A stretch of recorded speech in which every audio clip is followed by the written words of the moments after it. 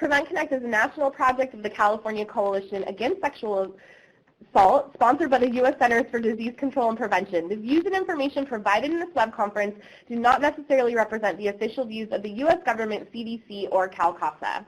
So our objectives today, we really want to explore how the national dialogue around sexual harassment, sexual assault has impacted the prevention work that's happening in communities. We also want to think about the new voices and sectors that folks are partnering with in order to advance their prevention work, and then really think about how do we move people to action. So just to start off, you know, long before MeToo was a hashtag on social media, Tarana Burke, and I'm sure many of you know this story, had started the MeToo movement back in 2006. And when Tarana Burke started the MeToo movement, you know, she's explained that this was really meant to be a way to help survivors of sexual violence, specifically Black women and girls, heal from the trauma and to be able to find community among other sexual violence survivors. Well, in 2017, we know that after Alyssa Milano's now infamous tweet, MeToo really went viral, and many people shared their stories of experiencing sexual violence. We also know that a few months after the MeToo hashtag, over 300 women who are working in the entertainment industry founded the Time's Up movement as a response to sexual harassment and a lack of gender equity in the workplace. And so suddenly, as Tarana Burke has said in interviews, we have this amazing global platform to talk about sexual violence. And really important conversations were happening, including whose stories get prioritized and what accountability looks like. And one thing that, you know, while these conversations were so important and so welcomed and so necessary, one thing that was often missing was a real conversation about how we make sure this doesn't happen in the first place, right? So how the conversation around primary prevention. And so PreventConnect came together and decided to host a prevention town hall in March 2018. And we put a call out to the field asking folks to share the work that they're doing to advance prevention in light of these huge national conversations. And we had, close to 60 people apply to present on the very first town hall. And one thing that I think really stood out to me was that folks really enjoyed hearing how people were kind of grappling with this new very public conversation, what it meant for the communities that they were working in, and just really how they were talking about their prevention work. And so we knew that this was something that was important to continue. We also had another big moment happen in September of 2018 with the Kavanaugh hearing and Dr. Christine Blasey Ford's testimony. And I think this event was both really powerful and painful for many survivors and highlighted that there was still a lot of work to be done. So David, I'd love to pass it over to you so you could talk about what some of that work started to look like. Great. Well, thank you so much. And so as this report came out, for those, it was such important voices and so important to be able to understand what's been happening, and we raised the national profile. And there was also work done trying to be able to really be able to assess and point out the actual factual information behind this work, behind the voices. And so I, wearing different hats from my actually CalCASA and Reliance hats, worked with Stop Street Harassment and with the Center of Gender Equity and Health out of UC San Diego, and put together a series of studies where the national phone survey of people's experiences of sexual violence, ranging from street harassment all the way to sexual assault, and we called these the Measuring MeToo reports. And so we put one out in 2018 right after that, and then had one that called Measuring MeToo, which you see on your slide right here, a national study on sexual assault and sexual harassment and assault, being able to look at experiences of people having experienced sexual harassment all the way through assault, to look at locations of where this takes place. And in this most recent study, we actually started asking people about perpetration and what people have done. And so once again, it's reinforcing the data that we have seen from so many of the other studies and finding various similarities, but it's a way to be able to really strengthen and be able to build some of that evidence moving forward. So I think this is a really important report that I encourage, if you have not seen it yet, for people to be able to look at. Thanks, David. And we've included a link to a PreventConnect blog on that report, and that report is also available on that blog link. So it's important to know where we're at and where we're moving forward to. So some of the things that have happened recently that we have noticed changing is a lot more awareness about prevention and kind of seeing how that takes place in action. So in the 2019 legislative session, there were 79 sex education bills introduced in 32 states and the District of Columbia. And what's different about these is that they're not just from the usual suspect states that we would anticipate. And of course, in those states, they also expanded their comprehensive sex education as well. But there's been more of a focus on consent education that has come about from this MeToo era. We've seen laws and legislation passed in other ways too, not just with school-based education. So we've seen more requirements of anti-harassment training and a lot of other legal solutions that are more focused on supporting survivors and seeking justice. I want to read a quote from this article about the new laws that states have passed to protect folks after MeToo. Law is not the only piece, but it's an essential piece. We need cultural change, organizing, and constant open conversation in order to protect the employees who are the most vulnerable. That quote comes from Andrea Johnson, Director of State Policy at the National Women's Law Center. So we're seeing prevention come up in sprinkles of these articles, or in essence or in elements of the legislation that's passed.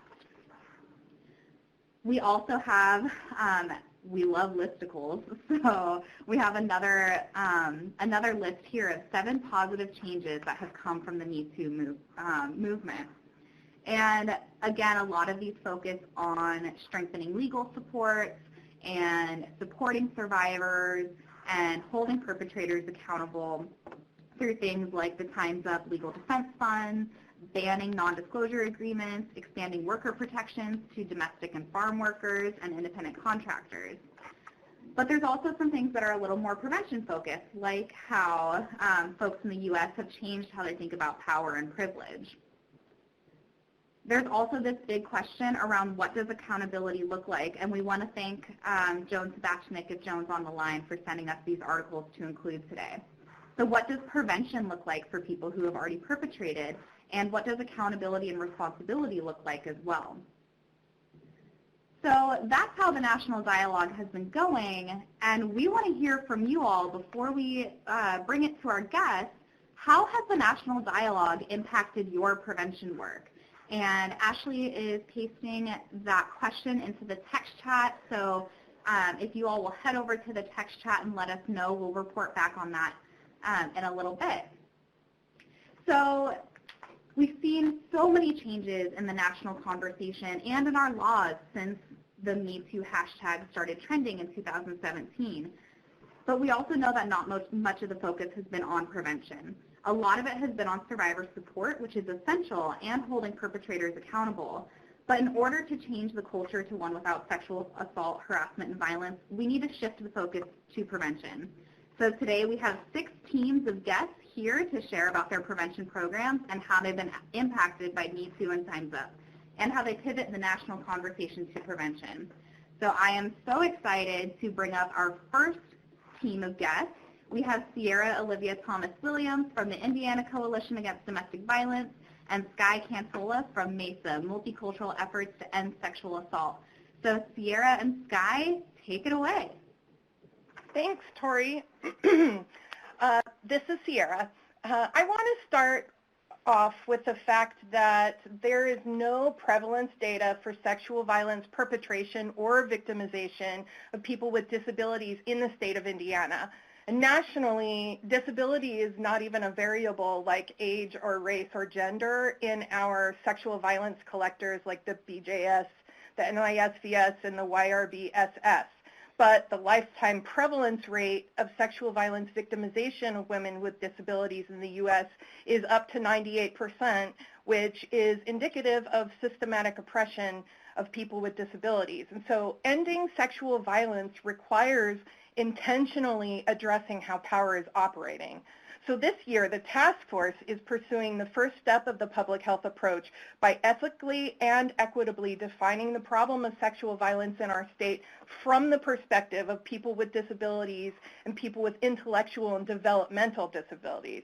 And activism is often portrayed to be in opposition to decision makers and gatekeepers who have the power to make the desired changes, but the task force works to share power among all the stakeholders.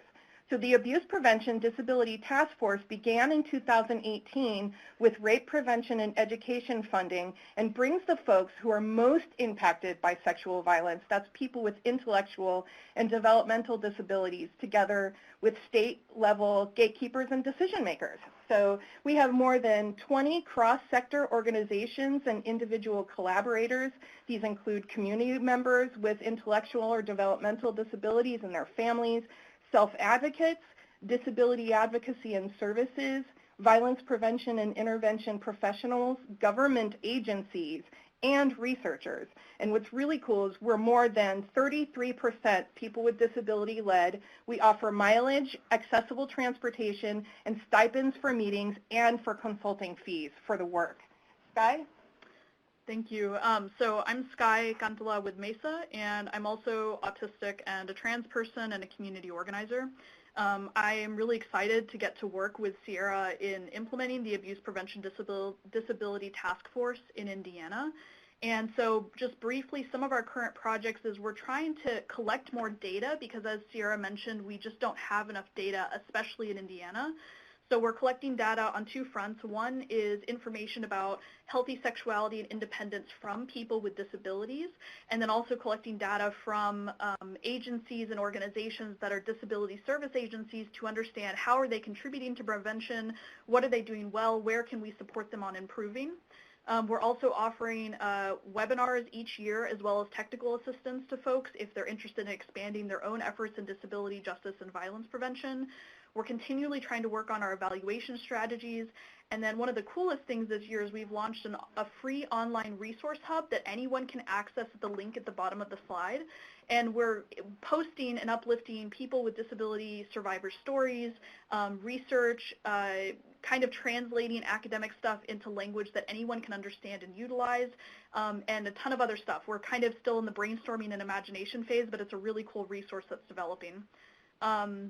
You can see on the right side of the slide that there is also information about some of the ways that that information is organized on the online hub. People who are service providers can look up things that are tagged for service providers. People who are survivors can look at information specific to them. So there's a lot of ways that information is organized on the hub so people can access what matters to them the most. And then lastly, I wanted to add that our organizing lens comes from a lot of different theories and practices. So one of the things that's important to us is mutual aid networking, which means we realize that the idea of shortages of resources is a made-up idea, and that in fact if we actually put together what we have, the skills we have, the time we have, we can make whatever we need to happen. Pedagogy of the oppressed, which is an idea created through Paulo Freire's work, which says that people who are marginalized have the knowledge and the solutions already to the problems. And then transformative accountability, which is an idea that has been rooted in Indigenous and Black communities and has been often expounded in anarchist and punk communities, which is the idea that we can do healing work and prevention work through accountability work. So those are kind of our organizing lenses around this task force. Okay, so about MeToo and Time's Up, one of the things we've talked about is that for MeToo and Time's Up, what are the prerequisites to participating in these movements? For example, MeToo often requires that there is a recognition of bodily agency, like I get to decide what happens to my body, and a personal definition of sexuality and sexual harm.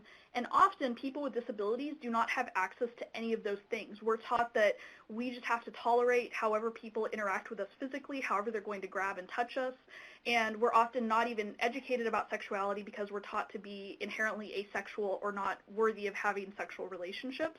And similarly in Time's Up, which they define as a safe, fair, and dignified work for women of all kinds, there's also massive unemployment and underemployment and even sub-minimum wages among people with disabilities through situations like sheltered workshops, which sometimes pay people only 2 cents on the dollar.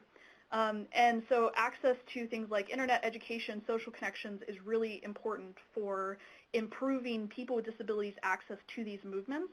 And I just want to also state that it's not, I don't see this necessarily as a failing of these movements, but rather as a really cool opportunity to think about what is a prerequisite for participating and how can we use those gaps to uplift people who may not have access to all of these things. And lastly, just to mention that there are many people with disabilities who've also been coming up with their own hashtags to try to engage conversations around disability and sexuality, like Don't Grab, Just Ask, that was just created by Dr. Amy Kavanaugh, and Disabled People Are Hot by Andrew Morrison Gurza. So these conversations are happening, it's just often they don't end up getting into the mainstream dialogue. And I just wanted to add real quick that I think that the hashtag locates these healing opportunities in the online realm, but lack of internet access is one of the societal level risk factors for sexual violence victimization for people with disabilities, and the lack of access increases social isolation, which is a risk factor for sexual violence perpetration for all of us. And so this is really an example of the amplification of risk for multiple forms of violence for communities marginalized by massive disparities across basic needs. And it's this amplification action that drives us to locate our work and our impacts in the community and at the state level. So lastly, we just wanted to reflect a little bit about the future of our efforts around disability justice and sexual violence primary prevention. So a few things that we've thought are really important are that people with disabilities should actually be paid to be leaders in this work. Obviously, like we've talked about, we just really need more data. We need to make sure that the educational resources, publications, and other materials that we're creating are actually accessible and have people with disabilities in mind from the beginning. That policymakers and people at every level of our systems are educated and informed and have a dedication to working with marginalized communities. So in other words, having fully integrated movements instead of disability in one pocket and sexual violence in another and domestic violence in another. These things should all be working together cohesively. And then another thing I wanted to mention is just as a side project, I have an art adventure called Fairy Bear Arts, which you can see a little graphic of a little sloth that says, on his tummy it says, slowing down is strength too, take rest, hold space, flap it out, you deserve your love. So I'm very interested in considering what are the ways that art and creativity can also be enmeshed with violence prevention efforts and marginalized community wellness to allow us to holistically create wellness in different communities. I love that. I have one final thing that I want to talk about, and I hope you hit us up for this literature review. In our literature review of risk and protector factors, we found multiple sources that argue that having a disability is a risk factor for sexual violence victimization. So it sounds like this. If you are disabled, then you are at risk for sexual violence. So that's an idea that really takes population-level data on disability and it focuses it down on individuals who are then categorized as vulnerable and written about as vulnerable. And isn't that systems level victim blame?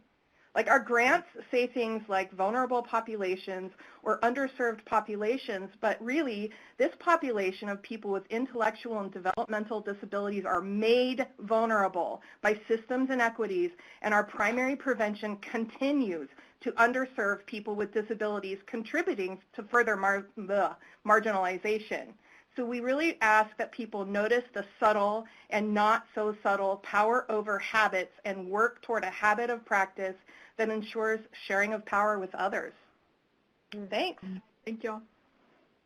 Thank you both so much for sharing not only the gaps, but the opportunities to uplift and do better and really have these fully integrated movements. So thank you both for that. If folks are wanting to get in contact with you, please do so in the text chat. And Sky and Sierra, thank you again. So next we want to, thanks. So next we want to invite Tanji Reese of 1124 and Ashley Thomas of the Hive Community Circle to share more about their work. And if you're talking, we can't hear you. You might be muted. Are you able to hear me? This is Tanji. I hit the wrong button. Yes. We can hear you both now. Okay, perfect. Well, hi, everyone, again. So first I would like to just share a little bit about the Hive because it really goes into how the BuzzPack came about.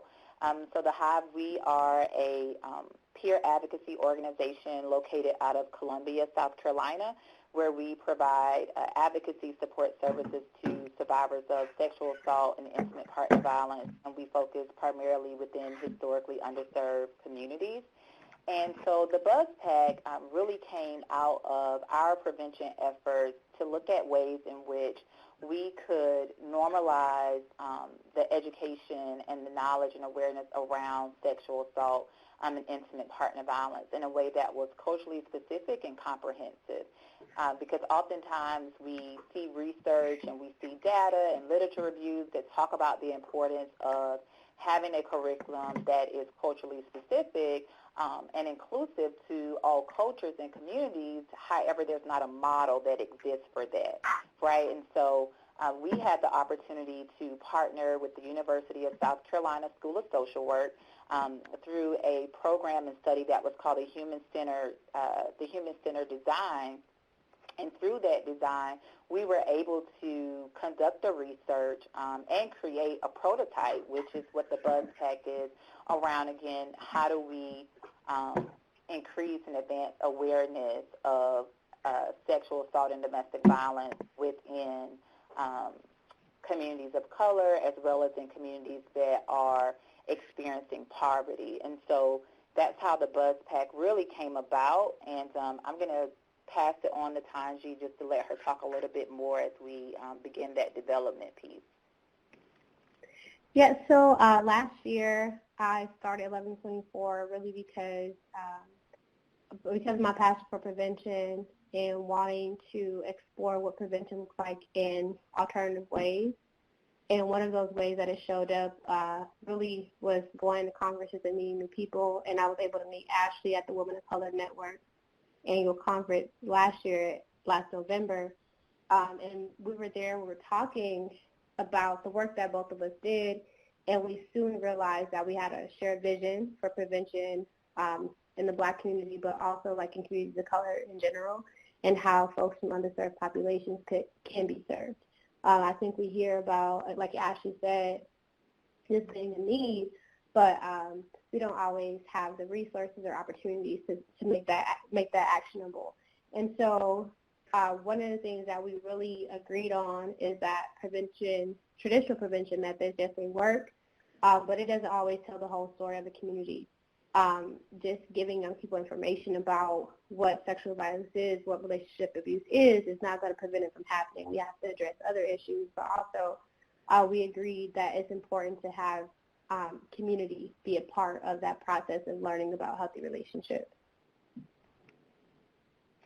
Yeah, and so out of that, we were already working on the BuzzPack and had included parents as well as teens that had been a part of the HCD process with us to really inform and build what the BuzzPack program would look like, and thought it would be great to really partner with Tanji and bring in her knowledge and expertise because we wanted to really be able to measure the impact of the model. So one of the things that the BuzzPack consists of is a curriculum, which is a 5-week series curriculum that Tanji developed out of the data and the research that we found, and it's also complemented by essentially a pack, a toolkit really, for parents and teens to really be able to foster healthy relationships amongst one another, as well as communication. And so there's a lot of, while there are swag items that are in the BuzzPack bag, there are a lot of items in there as well that they can use to continue to help them just with making, sound decisions and being able to establish those healthy boundaries and foster autonomy for themselves as well. So through 1124, my focus and my hope was to do just consulting and training and to support it. So this was a great opportunity for me to kind of use some of the things that I've already been working on and combining with the research that Ashley did to create the curriculum. So it is a really good blend of best practices for prevention programming and curriculum, but also some things that are new and are really non-traditional. One of the things that it's really influenced by is Patricia Ann Collins' Black Feminist Thought and community building. So we rely on things like dialogue being a criterion for learning, accountability, but also understanding that people's experiences are valid and they matter and they can be included in the learning space.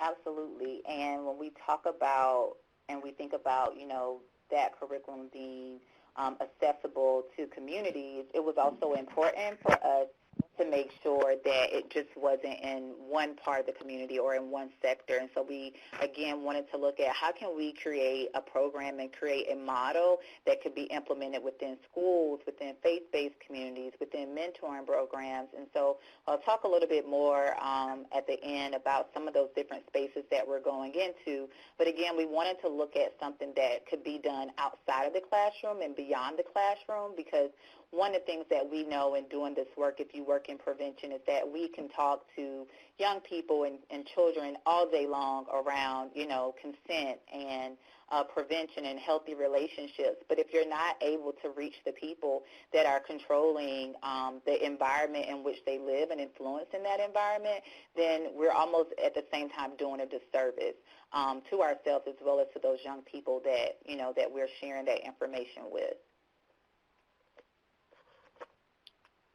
So when we look at the MeToo movement specifically, Tarana Burke was really intentional about her mission to support those who are in the margins and the margins of the margins. What she saw was a lack of equity, and what came about as a tweet, we know moved into a larger and bigger movement, but I am happy that she has continued on, that this was to give voice to those who don't have the opportunity and space to share their stories and talk about their experiences. So with the BuzzPack, we feel like it was really aligned. It's really aligned with that because the curriculum allows space for young people to share their stories and to talk about their personal experiences. We also believed it because, again, it was, like Tarana Burke was, really intentional about uplifting those who are in underserved and not served communities, specifically folks who are in predominant communities of color. Right, and so when we look at, we consider the Time's Up movement being focused around workplace harassment and gender equity, I think it's important, when we look at the BuzzPack, it was important for us, again, to identify skill sets and tools that young people could develop that's going to be able to complement them through every journey and aspect of their life, such as fostering autonomy. And what does it mean for me to be able to bring my full self into a space? What does it mean for me to honor not just my own voice, but the voices of others, and to be able to create and respect those boundaries that exist? And so it's a lot of different aspects and components of the BuzzPack, a huge piece which is also around like community and creating that community, and that community being something that, especially within communities of color, we take community with us everywhere we go. And so what does it look like for me to establish that or be a part of a community that exists within a workspace, and really, and that helps me to uphold the values and the morals of that workspace, and holding one another accountable, that really, again, creates the shared equity and shared workplace environment that can be healthy for us all. And so, like Ashley said, a lot of what happens in the curriculum aligns with those missions.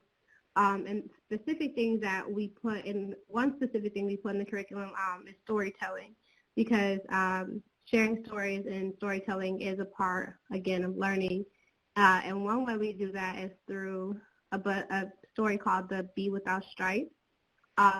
So in the slide, it shows just a quote from that story where it talks about the importance of working together and facing the same direction, everyone being a part of a movement and part of something functioning and operating together. So for us, that's a way to focus, again, on community and accountability, but also we believe that the BuzzPack curriculum is a way to inform teens and parents in the community too. A big part of it is having dialogue, not just with your peers, but also with adults. There is a big component with parents and teens and having intergenerational dialogue as well. For us, this curriculum is really like for us and by us. It is intentional that we are focusing on things that are already a part of the Black community, but also including some of those mainstream and traditional methods in as well. Thank you So both for talk sharing a little that. bit about. Sorry. Just to talk a little bit about like where. Yep. To talk a little bit about where our work is headed. So we were able to receive a local grant from the Junior League of Columbia, which is allowing us to be able to provide the BuzzPack Toolkit to a total of over 300 teens and parents within the Midlands of South Carolina, which consists of about 6 counties. And so our goal, we've already identified those sites, and we actually start going into the schools. Going into school next month, we're working with the Girl Scouts from Mountains to Midlands here in South Carolina. We're also providing it into some other non-traditional, unique spaces, such as transitional housing that's long-term for teens that are also parents, as well as a foster agency, another foster agency as well here that we have within this area. And so our goal is to be able to advance the funding to where we're able to implement the BuzzPack on a state level as well as on a national level, again, because we know that there aren't many models that exist, and even if it's, being able to look at this model that we've created to create something that may be for another community, it's just being able to have the BuzzPack as a guide and as a tool and being able to do that.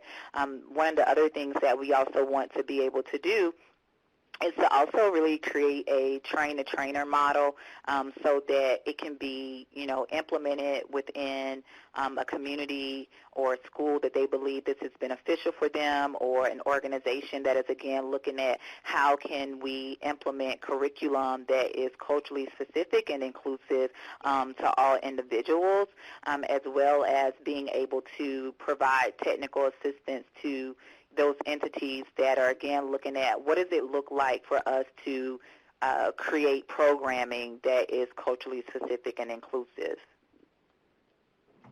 Yeah, so our hope is that things no longer too are looked at as being inclusive, but this is just a part of the norm. Really the only way that we are able to combat relationship abuse and sexual violence is that we support everyone, especially those who are historically oppressed.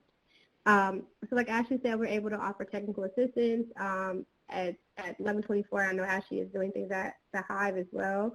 And really, we hope too that this curriculum is a motivation for other folks from other marginalized communities to be able to create their own projects that fit within their community. This is a model that we believe can expand, and we're really excited about it. I'm excited that it'll be in schools coming next month, and I'll definitely welcome you all if you have questions about the process of the curriculum and what we hope for later. Thanks, Tanji and Ashley. We loved hearing more about the BuzzPack curriculum and the impact that it can have on centering communities of color, centering folks who are marginalized, and really bringing equity into our movement and into this moment. So thank you. If folks have questions or want to connect with you, please do so in the text chat. So before we ask our next text chat question, Ashley, were there any themes that came up in the previous one? Yeah, so in terms of how prevention work has been impacted by MeToo and Time's Up, I think one thing that came up was this has really highlighted the need to align prevention strategies to anti-oppression work. And it does seem like people are seeing an increase in interest from community members and sectors in prevention work, although, as someone pointed out, that can also kind of have people paying lip service and doing the bare minimum by, we acknowledge that MeToo is an issue and that's all we need to do. We can end right there. But I just wanted to pause on something that Ashley said about, I think everyone, we know that, or I think it's widely believed, especially among the folks on this call, that everyone should be believed, survivors should be believed and have access to healing and resources. But also, as Ashley said, everyone should have access to impactful prevention programs. And so I just wanted to highlight that, because that really stuck with me.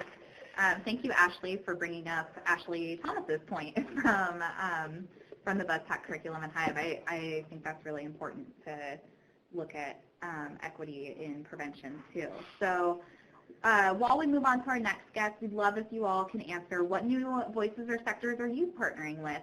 And Rebecca, we are so ready to hear about your exciting partnership and the sector that you're working with. Great. Thank you so much for having me. So I am here in Seattle, Washington, where it is sunny and blue skies, like this picture actually. But it's actually still pretty cold today.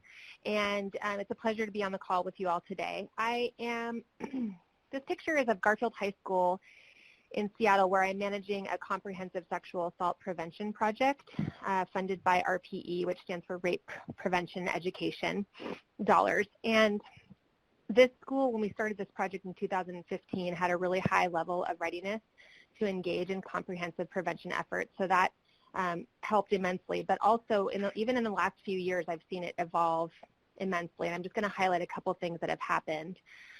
I have really seen the work evolve into, them having a deeper level of commitment, and we've also been able to build and sustain some new partnerships. And I really do think some of that is in part due to the MeToo and the Time's Up era. So we've seen visibility on these movements, nationally, obviously, but also here locally in Seattle. So in 2017, there was a group of students at the school that decided to make a new student-led club, and they're called the SAC, which stands for Sexual Assault Awareness Club. And the timing of it really coincided with the MeToo movement when it really started trending on social media, and many of the young people identified as survivors, and I remember them discussing the MeToo movement and how they didn't really hear a lot of young people, like teenagers, in that movement, and how they were really inspired by it, and they felt like it opened the door for them to be able to come out and talk about being a survivor.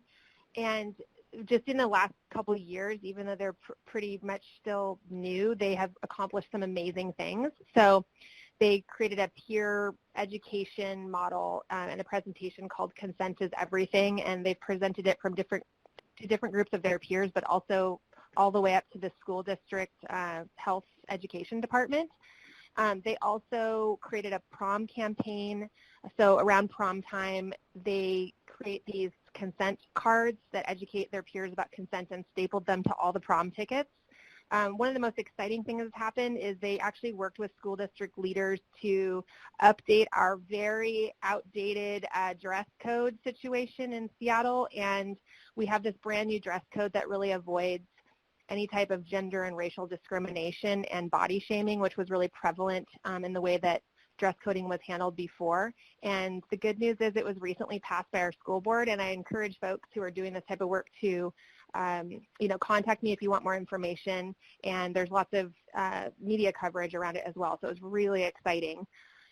The students were even featured in a local news station that ran a segment on MeToo, #MeToo in high school, And I think overall that they've been really intentional about their leadership and whose voices are being lifted up, particularly people of color and LGBTQ youth. They, in this community, have traditionally, well, in every community, they've been left out of the leadership positions and decision-making power. And really through this project, what I've really seen from them is they're basically demanding that their voice is going to be heard, not just by their peers, but also by adults. And my impression is that the adults do listen to them and are a little bit more open to hearing them and believing them, for that matter. And I do think that is in part due to the MeToo movement. Another component of this prevention project has to do with athletes. We're running leadership programs for athletes using Coaching Boys into Men and athletes as leaders, and we've actually implemented those programs with every single team at this high school. This is a big sports school, and so those athletes do have a lot of social capital. A group of 7 students actually wrote and performed this amazing spoken word poem, which again, contact me and I'll send you the link, called Every Single Day. And it was basically their version of the Me Too experience in high school. They really wanted to shed light on some of the more common everyday forms of sexual harassment and sexual assault that they experience, even in the hallways at school and even in classrooms, but also in the wider community and on social media. And we're really fortunate to have been featured in some local media on this project, which has really helped us expand our reach. And in the past, at least my impression was sexual assault was really only covered in the media when it was like a high-profile case or like some really sensationalized incident, and it wasn't considered newsworthy if it wasn't. And what I've seen is that the social norms are starting to shift, and it's okay for young folks to say, I'm a survivor and this has happened to me. But also I've seen a shift with the media and some non-traditional partners stepping up. And, like, for example, we had 2 news stories locally featuring young athletes just about the prevention programs. Had nothing to do with, like, no connection to any case or incident, but just featuring their work that they've done with Coaching Boys into Men and athletes as leaders. So it was really great to see just prevention work alone highlighted in the media.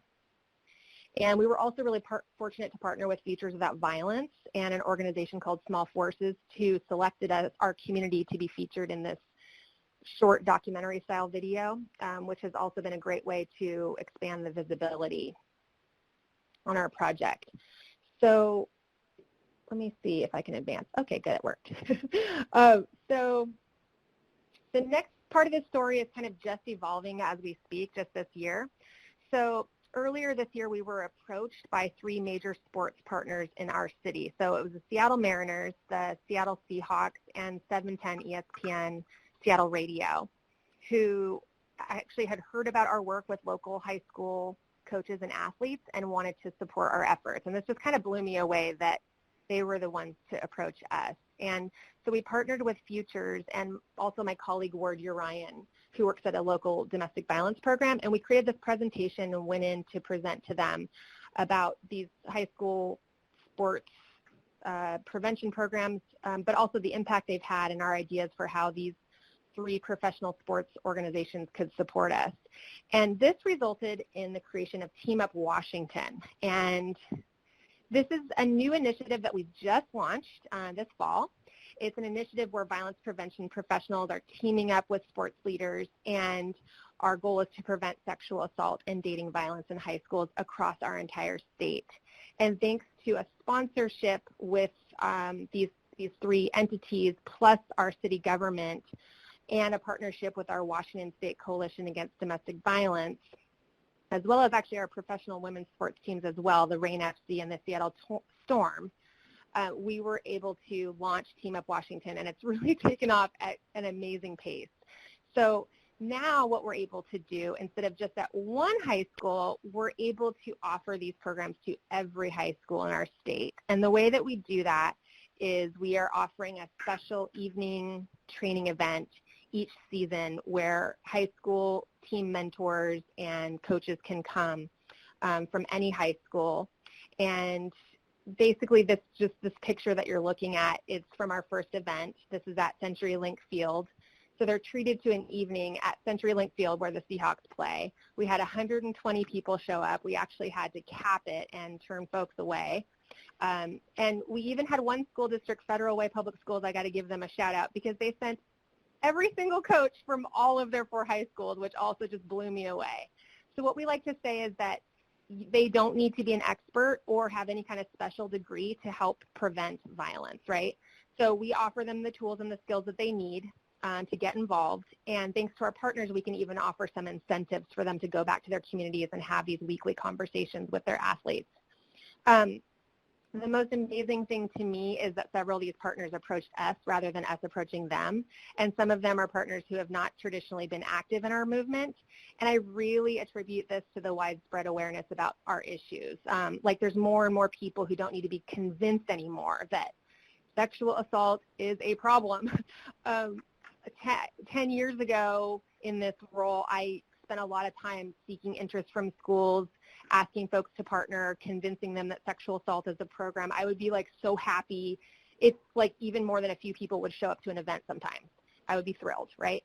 And now I've really seen this shift where people know it's a problem and they personally know people who have been affected and they've seen the MeToo and the Time's Up movements unfold in the media and they want to do something about it. And I like this Team Up Washington approach because it offers a really low barrier way for community members to get involved and engages with non-traditional partners who might not have seen themselves as experts, but gives them a tangible way to get involved.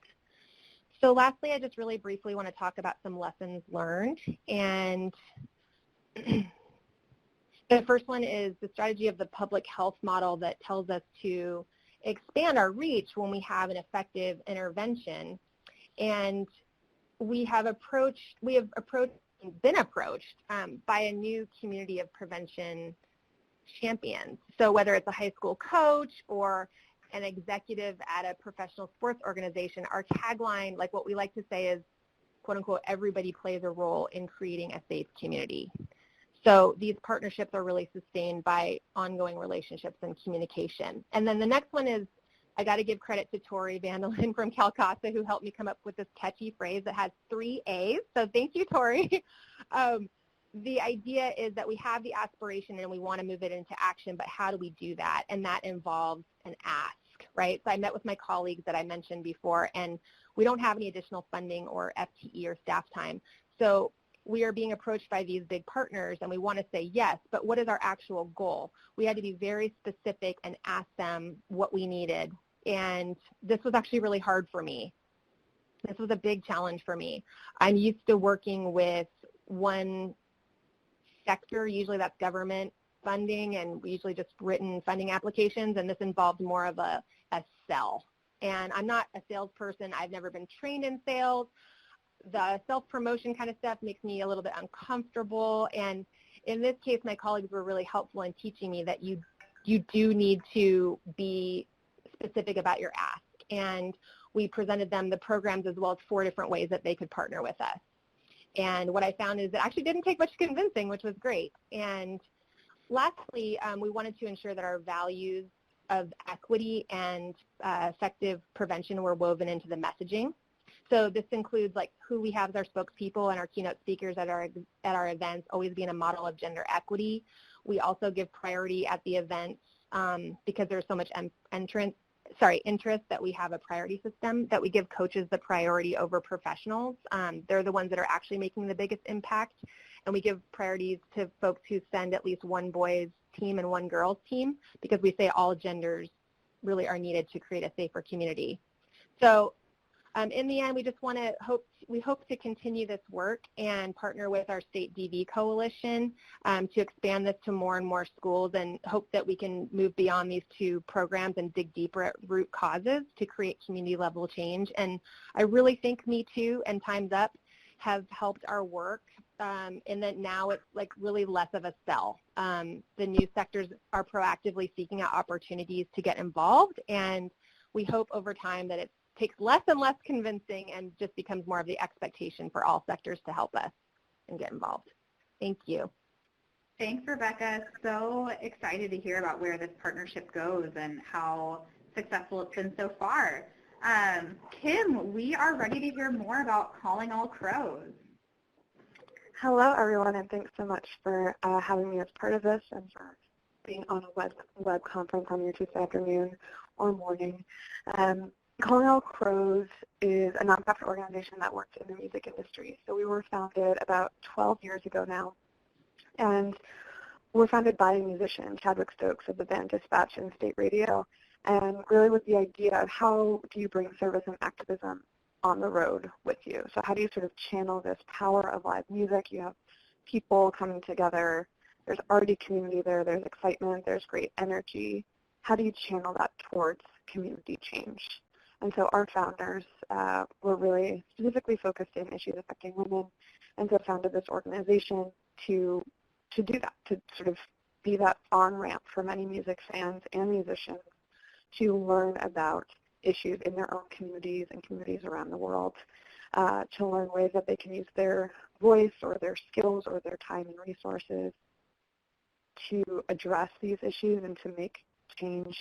And for people who are particularly excited about that, to really build that community of engaged, skilled, and supportive activists who are working towards change. And so our model is, because we're musician founded, those are where our roots are in the music industry. We partner directly with musicians who want to use their platform to say something, to sort of support community change, and want to do that in a productive way and in a meaningful way.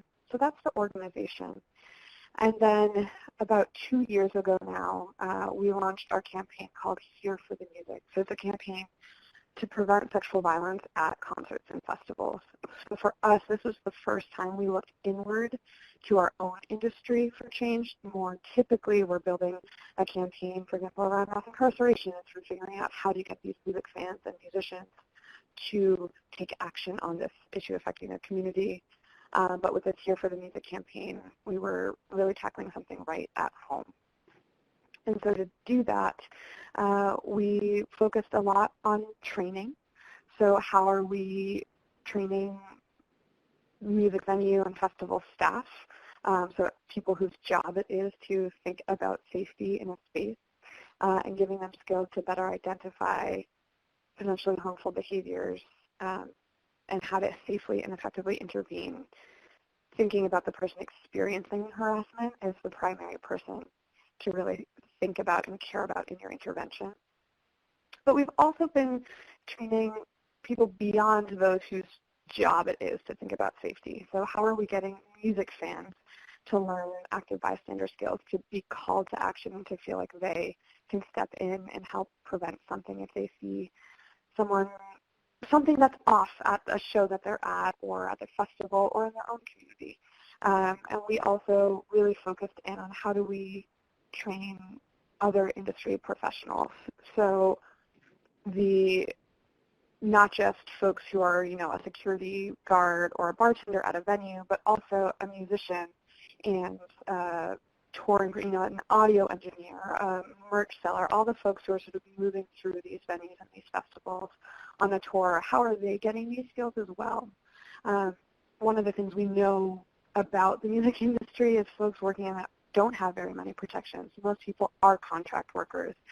While it is a fairly diverse workforce, the people in power tend to be men, and tend to be white men and cis men who are holding power. And so how are we not only thinking about the safety of folks who are attending these shows and these festivals, but also the folks who are actually, making this happen and who are working behind the scenes to create these shows and festivals. And so through this work, and we really, I think, have a couple things going for us. And one of our roots are the music industry, so it was easy for us to build those partnerships because that's who we are and that's who we know. But the other piece really was that the MeToo movement, Time's Up movement, there was an awareness created that allowed us to not have to do a ton of convincing about the problem, but instead to do convincing about potential solutions, to understand how does this industry work and how can we partner with this industry to make sure that they're expanding their idea of safety beyond active shooter protocols, beyond metal detectors as you walk into a venue, beyond these see-through backpacks, but to think about everyday forms of violence and how we can all play a role in preventing harm and in responding better when harm is done to someone. That really being able to think about our response efforts as part of our prevention efforts. And so in the last 2 years, we've been able to partner with more than 65 musicians, venues, and festivals, including some major festivals like Bonnaroo, which has around 65,000 people in attendance.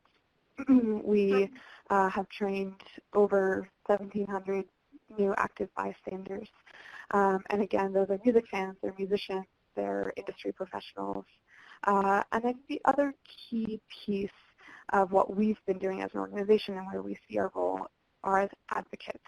So we are advocating for the music industry to take this on themselves, and we don't want to be service providers forever.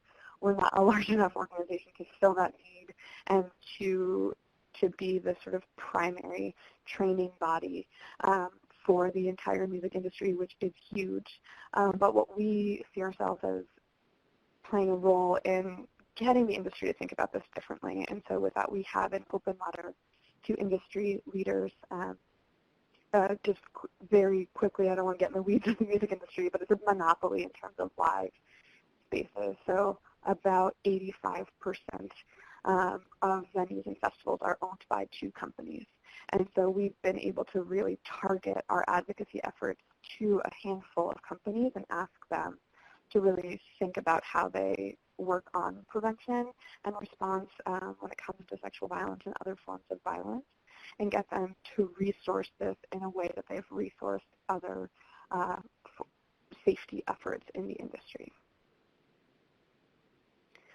And some key learnings we wanted to share about this work. So I think, one of the first and biggest lessons we learned was about investing in facilitation skills when it comes to trainings.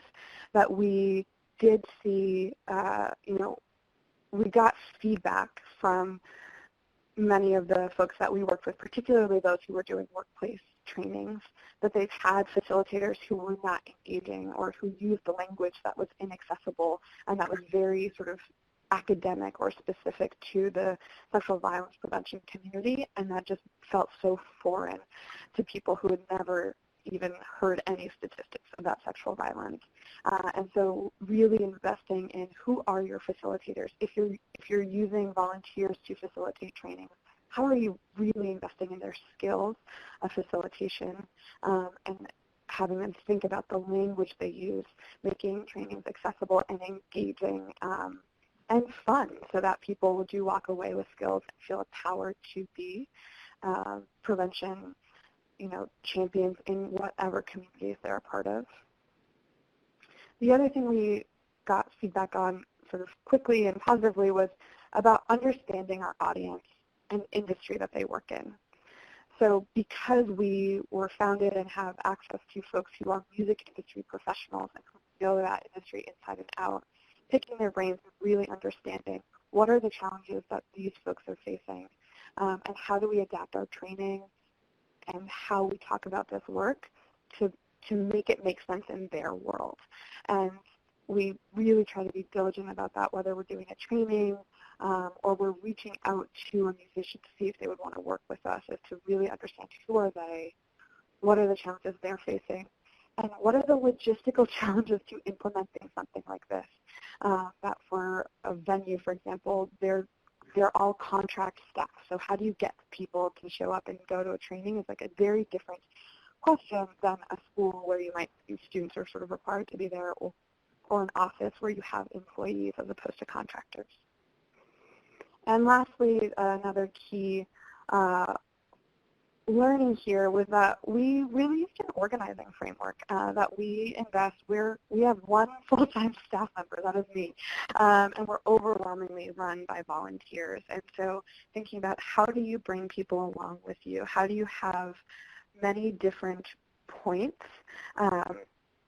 of entry to meet people where they're at and bring them along with you. So we have, a petition that helps people learn about how they can advocate for stronger policies in an industry. We have a training where people can spend an hour to an hour and a half with us and really learn how to learn new skills and step in. And we have ways to be a champion in your own workplace and your own community and step up and be more involved in a bigger way. So really investing in people who want to be a part of this movement and meeting them where they're at. So thank you. Thanks, Kim. So great to hear more about the impact that you're having on the music industry. And folks have a question for you in the text chat, so please feel free to scroll up and read it and respond to that.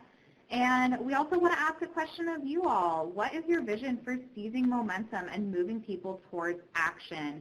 Feel free to put your responses in the text chat while we move on to our next set of guests from the University of Washington. So Paige and Sam, looking forward to hearing more about the EPIC program. Hey everyone. This is Sam. Our training program is called EPIC, Empowering Prevention and Inclusive Communities. So this is a training program at the University of Washington out in Washington, in Seattle, Tacoma, and Bothell. It's been jointly developed and administered between the UW and UAW 4121, which is the union that represents 6,000 academic student employees and postdocs at all three UW campuses. So this includes both undergraduate and graduate students who are TAs, RAs, tutors, and graders, as well as postdoctoral researchers who are folks who have already completed their doctorate and are continuing to do research. And so the program started last academic year, and in the first year and a half, we've reached about 1,300 people in about 50 different departments. And our training is specifically prevention-focused. And for us, what this means is that we're really working to help provide knowledge and skills for participants to be creating community norms in their workspaces that make sexual harassment less likely to happen in the first place. So throughout the life of this program, we've been really intentional about wanting to create something really data-informed and really effective. And so we do a few different things to make each training as concretely useful to participants as it can possibly be and to really generate buy-in from participants. So one of those things, this is a peer-led program, which we feel has been really, really important for helping participants generate buy-in right away and helping them really trust the information and feel committed to it. And another really important component of that work is how we tailor every session. So we do tailoring for both the discipline that different people are in and what their role is within the university. So before every session, we'll meet with people from the unit that we're going to be training, including administrators and faculty, but most importantly, the students or postdocs themselves, to talk with them about how the issue of sexual harassment has been coming up in their discipline or in their department, what kinds of skill focus would be most useful to them to talk about and to work on, as well as how we can sort of adapt the scenarios and examples that we go through to make sure that they really accurately depict their everyday experiences. So we tailor them. That's really, really important to us. We also work to really build up an understanding of what sexual harassment is that's generated from their everyday experiences and their sort of intuitions about the issue. Academia has incredibly high rates of sexual harassment, and this is largely because of this like really historic and current deeply entrenched power hierarchy. And the folks that we're reaching in particular are pretty low in this hierarchy or in pretty vulnerable positions. So in particular, when we're thinking about what sexual harassment is, we're really generating this idea from how participants intuitively understand and interact with power in the academy and how they understand identity and the structure of academia more broadly. And we focus on this far more than anything like official policy. And we also, in addition, are pretty focused on skill generation and building and practicing skills. So for response, for instance, we have a module on bystander intervention that's very popular and that provides skills for responding in the moment when something is happening. And I think probably the most innovative part of our skill set is what we focus on in the prevention section. We're really thinking about how we can help participants really concretely impact what the community norms are in their department. So one of the skills we look at is microaffirmations, which is really intended to help generate more inclusive and welcoming spaces and give participants the tools to do that in really specific ways.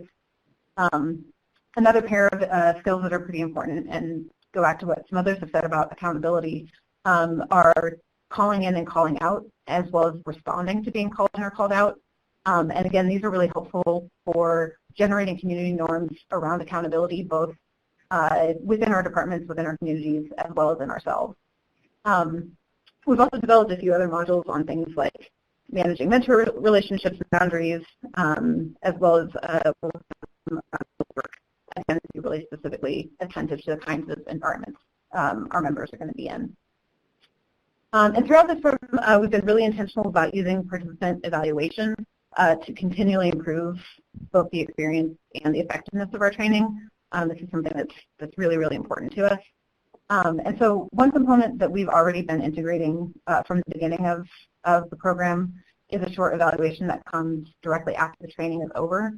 And so this evaluation measures learning outcomes on 3 key knowledge and skill areas: so competence identifying sexual harassment, including gender harassment in their departments, familiarity with the resources that we have at UW, and likelihood to intervene if they saw something happening. And our results have been really promising so far. We're seeing massive jumps from how participants felt at the beginning of the training to how they feel after the training in terms of each of those assessment areas. And the model that we use for evaluations is also pretty intentional and pretty useful. So we use a retrospective model, which means that we do all of our evaluating at the end of the session, but we also ask participants to self-assess where they felt they were at the beginning of the training. And we found that to be useful because it helps get at a more accurate measure of change, given that at the beginning of the session, we found that participants are pretty overconfident about how much they know and what they would do, but after they've gone through the training are a lot more realistic about what their starting point was. Okay, so I'll turn it over to Paige now. Hey all, this is Paige. So when we think about how the current MeToo Time's Up era has influenced this work, I think it's clear that MeToo and Time's Up really highlights the intersections of labor and patriarchy, and our training highlights the contribution that labor activists have in pushing for structural change. The reason that this program exists in the way that it does is there were thousands of academic student employees coming together to make clear that the University of Washington had a responsibility to address this issue of sexual harassment head on. So despite severe problems in representation with academia, this was also a really awesome, inspirational show of solidarity among workers across a variety of different positionalities. So a lot of our academic student employees, we have an incredibly diverse set of folks, and in fact, male-identified folks are really overrepresented. And yet we all came together and said that this was important and that it had to be in our contract. And so this was really cool. And activists, as they were pushing for this, they demonstrated a lot of creativity as well as a lot of political savvy in deploying the language of MeToo in order to craft their demands in the ways that the University of Washington would listen to, and in fact kind of had to listen to. Like labor activists in UAW 412 the way that they were using language was really key in getting the support of the local media as well as elected officials, so that this felt like a really community-generated, community-supported change. Another way that our work intersects with MeToo is that our training's focus on skills has really resonated with folks, in part because there's sort of, I think it's really easy to feel deeply pessimistic about the profoundly structural nature of the issue of sexual harassment. And so coming away from the training feeling as though you have skills that are going to help you build the kind of community that you want to have is really, really empowering and feels really good. And likewise, I think kind of to echo a point that Rebecca Monan had made, this increase, like sort of the increased awareness in light of MeToo and the way that it's changed the national conversation has prompted a far greater interest in those skills and the ability to have those conversations, the ability to participate and create that community well with each other. And then finally, we think that the emphasis that our training places on skills and on interpersonal skills that we can be using to produce environments that feel respectful, to hold each other and ourselves accountable in the everyday instances of gender discrimination, of sexual harassment. It can feel especially important given the limits of the criminal justice system in responding adequately to issues of sexual harassment. So in light of there's a tension between sort of an ethic of accountability around issues of sexual harassment, around hearing the voices of folks who have been marginalized, but also not necessarily investing and reinvesting and reifying the carceral state. And so investing really heavily in community-oriented responses to sexual harassment, investing in being creative about what actually it would mean to have a feminist approach to accountability is sort of an idea that our training really embodies, and that we've gotten to see firsthand some of the creativity that people bring to this question of what it means to hold people accountable without investing in kind of disciplinary carceral logic of the prison state. Thanks, Paige and Sam. That's so important to bring up that community voice in our prevention programs. Can you give us just a couple of the highlights that you have from this slide? Sure. Sure. So in terms of where we're headed next, we are adding in a longitudinal component to our evaluation plan. Like I said, the immediate results are really promising, and we're seeing, for instance, 98% of people after the training saying that they feel likely or very likely to intervene if they see something happening. But we want to also integrate a sort of longer-term evaluation to see if that's actually happening. So we're going to be putting that into effect this year in tandem with a sort of annual survey of all academic student employees and postdocs. That will also help us make some of the longer-term comparisons that we need to make sure that the program is actually as effective as it can be. And some other highlights, we're developing this Level 201 action step program. So we know that one 2-hour session is not going to be enough to uproot the problem of sexual harassment, and so we have an additional 1-hour session that we have for people who are interested, where we think really concretely about the factors that produce sexual harassment in academia and what it is that folks can do in their own departments to address some of the structural factors. Additionally, we're thinking carefully about so currently this program is for academic student employees and postdocs. So we're thinking about how we can expand it to all UW students, faculty, and staff. And sort of very much related to that, we're thinking about collaborating with other folks who are interested in that kind of system-level training in an institution as big and unwieldy as the University of Washington. So if you're interested in that, if you're thinking about how this works in a big old public school like UW or anything like that, please reach out. We would love to talk about some of the challenges of that and the opportunities there.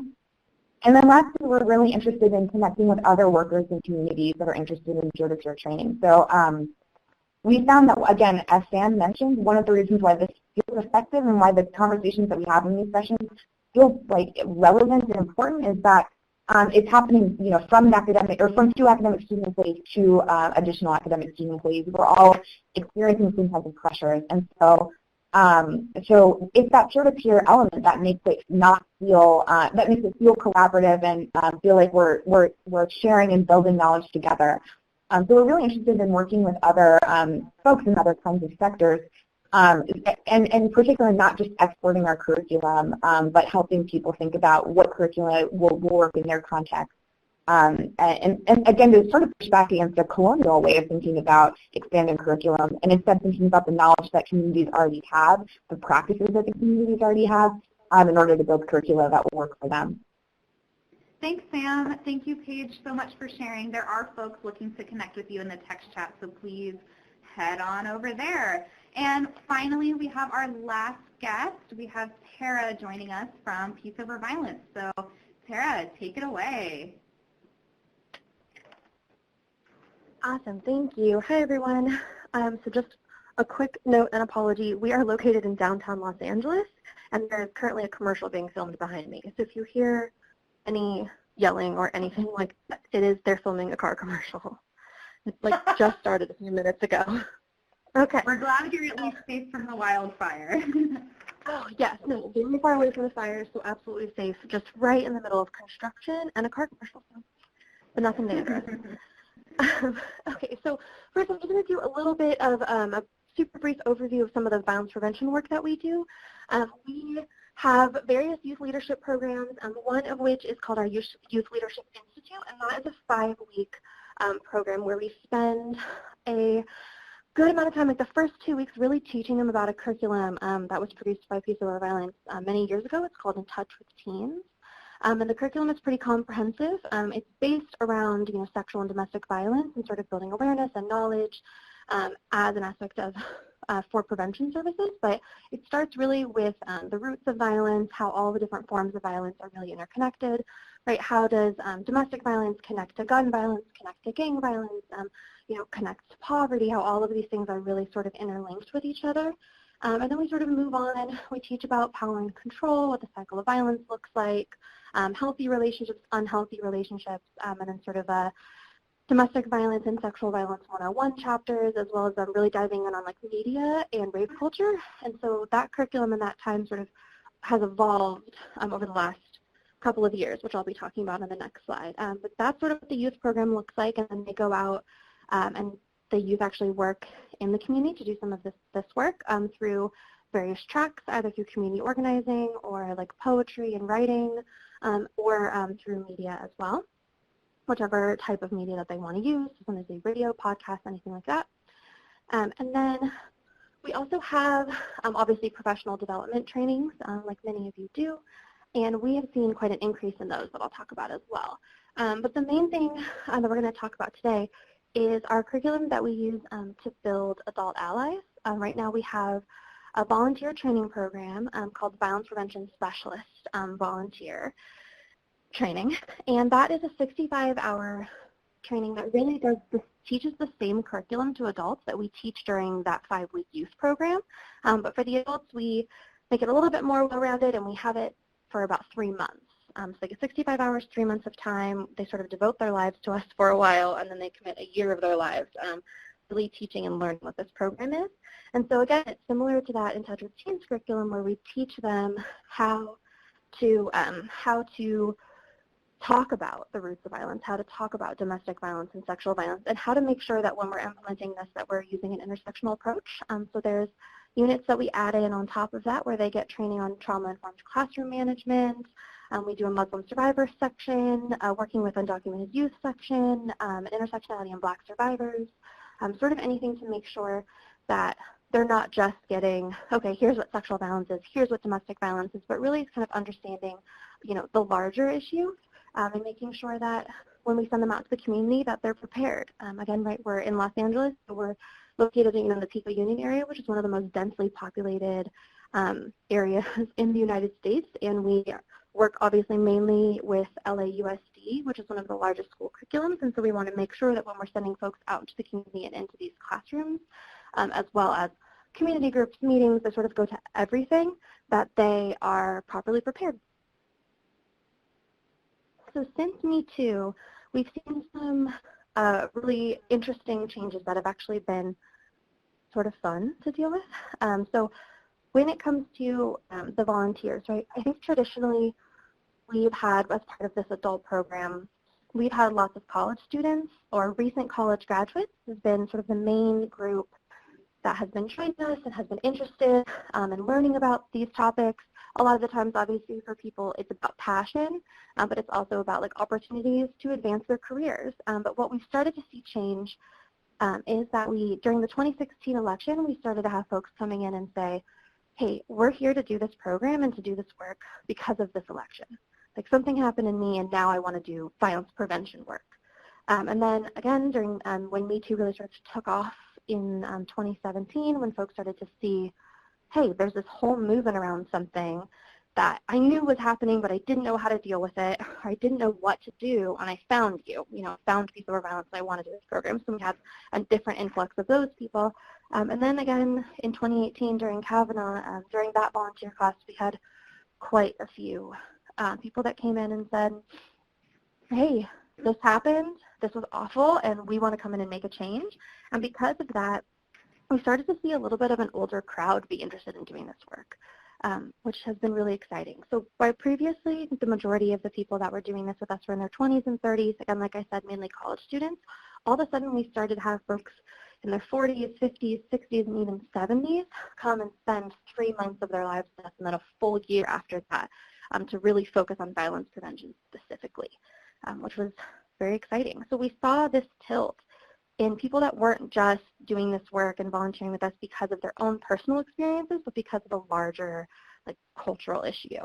And that led to us having to move the training to 2 times a year, which was exciting as well, because more people were interested, and we like to make sure that when we're doing these trainings that they can be really dialogue-based and focused, and so we try to keep them a little bit smaller. In order to continue to maintain the integrity of that program, we had to do it twice a year. And then on top of that, we started to get more requests for short-term volunteer opportunities. Right? Obviously, there's an immense level of privilege that goes into being able to take a 65-hour training, devote over a year of your time. They obviously have requirements. They have to come back every month for ongoing trainings. There's quite a level of privilege that goes into being able to take that amount of time outside of already, work and life and kids, et cetera. So we started to have more people say, hey, do you have one-time volunteer opportunities or short-term things? How can we get more involved in doing this work without quite the same level of commitment? And so we've been building now and have now officially started implementing new versions of training. So instead of just offering professional development trainings on sexual harassment and sexual violence, et cetera, on workplace campuses, right, that ask us to come in, we've started to do them in the office. So maybe people want to learn about domestic violence prevention specifically. Instead of them having to do an entire 16-hour training, we've done an 8-hour consolidated version for them where we go through the roots and then specific prevention and public health tactics to work on domestic violence prevention. That way it just becomes a little bit more accessible for people to gain the same amount of knowledge but with a shorter time frame. And then as far as for people that are interested in volunteering, we started to do ambassador trainings. So people that, again, an 8-hour training, we do all of these trainings quarterly now, where they can come in and really learn what do we do here at Peace Over Violence, but also what are we giving back to the community and how can we do that? How can we let people know that violence prevention is a real thing and that we also have work for survivors here. You can still receive counseling, of course, and we have case managers and all of that, but hey, there's this really cool thing called prevention, and here's how you get involved, and here's how you prevent violence, and so we have shorter term trainings for those folks as well. And then again, like I said earlier, we're really stuff that's dialogue based. So what's been exciting is that I think traditionally violence prevention work is super youth-focused, which we absolutely still have our youth programs going. They have monthly meetings, they have weekly meetings here at the office, as well as our curriculum is still taught in LAUSD schools as well as outside of LAUSD. But we're also seeing more adults and an older crowd of adults being interested in this movement. So I have here, right, I put the yes and the violence prevention. Youth are the future, and they're the ones that we need to be teaching and talking to and organizing with. But also, right, we have adults that are so heavily involved in their lives that we have to make sure that those adults are gaining the same knowledge as the youth are getting. Okay, so future violence prevention. I'll go through this briefly because I know we're running out of time here. So one of the things is really to be able to build evidence-based curriculums, and as we know, curriculum is a great thing to use, of course, but we want to make sure that we're using community knowledge and community buy-in when we're creating these curriculums. And for the main reason of building evidence-based curriculums would be to be able to use it towards policy. We want to see policy change around sexual violence and sexual harassment, as well as continuing to build these adult allies, right? So when we're talking to adults and we say, really what is rape culture, and they don't know. Right, they're a little bit confused. They can maybe give you a couple of examples, but when I talk to an 18-year-old or a 15-year-old and we say, what is rape culture, they can give you a real example. right? They can say, okay, well, rape culture is this type of advertisement, and this is how we see it, like, working in society. But adults don't always have the same level of knowledge as we've found. It seems a lot like we're seeing youth really being able to sort of lead these conversations in the future. So we also really want to focus on youth being able to lead adults into the violence prevention movement. So while we have our training program for adults to be able to go into classrooms and talk to the youth, we've been starting to implement more intergenerational dialogues where we're bringing them both into a space together and giving the adults an opportunity to really learn what the youth already know and how best to serve them when it comes to prevention. And then the next big main thing I would say is, based on a lot of folks' conversation here, but also what I've been seeing in the movement for the last couple of years, is thanks to the MeToo movement and thanks to Tarana Burke, we've sort of mastered awareness raising. People now know what sexual violence is, what domestic violence is, how often it's happening. Obviously, there's still data, but we are getting a lot more support in working through what sexual violence is and people like knowing what it is, but people still don't always know what violence prevention looks like. So what's next in the movement is a question I sort of wanted to pose back to the group a little bit. What are we doing now after awareness raising, after building curriculum? You know, what are our next steps? Good. Thanks, Tara. So that actually leads really well into our parting question. And I do know that we're at time, that we're over time. We thank you all so much for sticking through and being able to hear from all of our presenters and be able to hear everything that Tara had to share about how the involvement of adults in the movement has changed so much thanks to MeToo and Time's Up. So as you all are leaving, please take this question with you. Feel free to type it in the text chat. We will leave that open as we close out this session. But how will you build collective power to create change in your communities? How have the stories that have been shared on the web conference today inspired you to move forward in this work? Speaking of inspiration, please save the date for the National Sexual Assault Conference 2020. You can join the mailing list to receive updates, and I'm posting a link to that in the text chat as well. Us at Calcasa will be the host for it this year. And Ashley, I'm going to give it to you to close us out for the day. Thanks, Tori. So I just wanted to thank all of our guests for coming on and sharing about the work that you're doing and your insights and the resources that have been useful for you. So thank you all so much. Some of the things that really stood out to me were there's a lot of conversation today around power and equity, changing systems, impacting norms, the importance of youth leadership, and there are some really great examples of working with labor unions, with partnering with other folks like health educators and different communities, and really centering those communities and getting to their own solutions in terms of what works to prevent sexual violence and intimate partner violence. So I just want to thank you all that attended today for being part of this conversation, and Tori, thank you so much for facilitating this.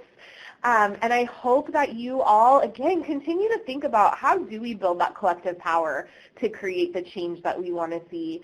But with that, I think this is a great time to end. So thanks again for attending. We look forward to seeing you on a future web conference, and I hope you have a great rest of your Tuesday. Take care.